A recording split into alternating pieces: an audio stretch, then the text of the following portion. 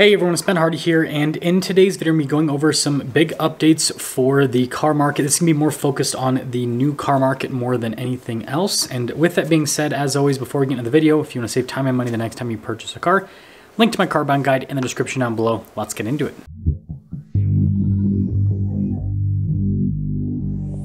So we are officially into the sales month of October, and I'm still waiting for the finalized numbers on September.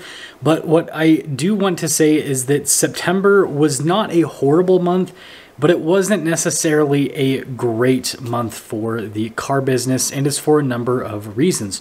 So first off, new car sales volume on the retail side of things is still continuing to slow down. It is unusually slow considering the time of the year for new car sales. And so dealers are definitely feeling the pain there. And again, this is happening at the same time that profit margins with new cars are continuing to shrink because, well, when you have a sales slump, what do you have to do to attract people? You got to discount the prices on vehicles, and bigger discounts means lower profits on cars overall. And so again, I want to wait for the finalized numbers from September to fully go into that. But what I can tell you is things are continuing to slow down when it comes to retail customers with new cars. When it comes to used cars, it's actually been fairly consistent overall. It really just comes down to having the right inventory when it comes to used cars, because again, used car inventory is still really thin.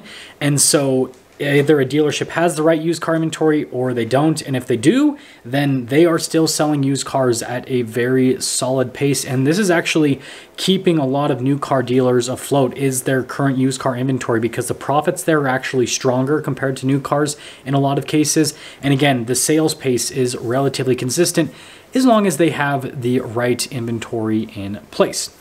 Now, diving back over to the news side of things, obviously there's been a lot of news on the strikes, and I can tell you, and this is purely anecdotally, but I can tell you that there hasn't really been much of an effect with these strikes, because a lot of these automakers that are being affected by the strikes, again, GM, Stellantis, Ford, prepared for the strikes in advance. Of course, the cat hits the camera.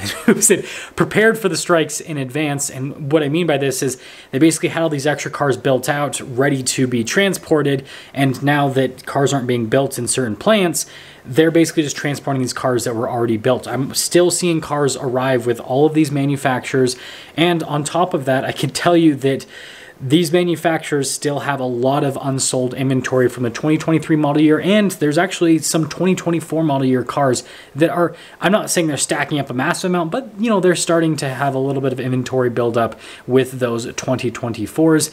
And so they're not really in a position right now where they're suffering, if that makes sense. There's plenty of inventory to still be sold. Now, obviously, if the strikes continue for an extended period of time, then that will change.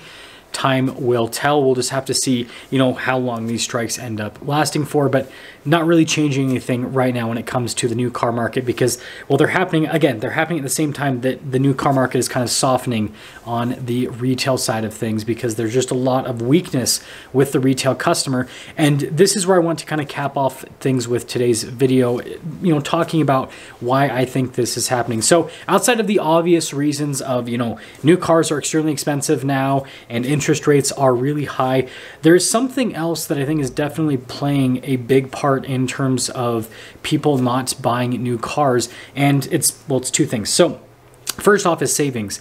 The average American is pretty much out of savings at this point, right? All of the money that people built up over the course of the pandemic in their savings accounts is pretty much gone at this point.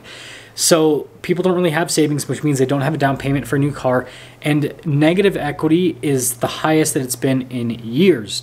And so you have this situation where people don't have any money to put down on a car, and the car they're trading in, they're upside down in that, and interest rates are high and prices are high. And so you put all of that together, and it makes sense as to why there are fewer retail customers purchasing cars, because they just simply cannot afford it. And so again, time will tell in terms of what the auto market, the automakers will do in reaction to this, but I don't see the trend of this softening slowing down anytime soon. Again, it's not going to be exponential, but it is a trend right now. Let me know what you think. I'll see you.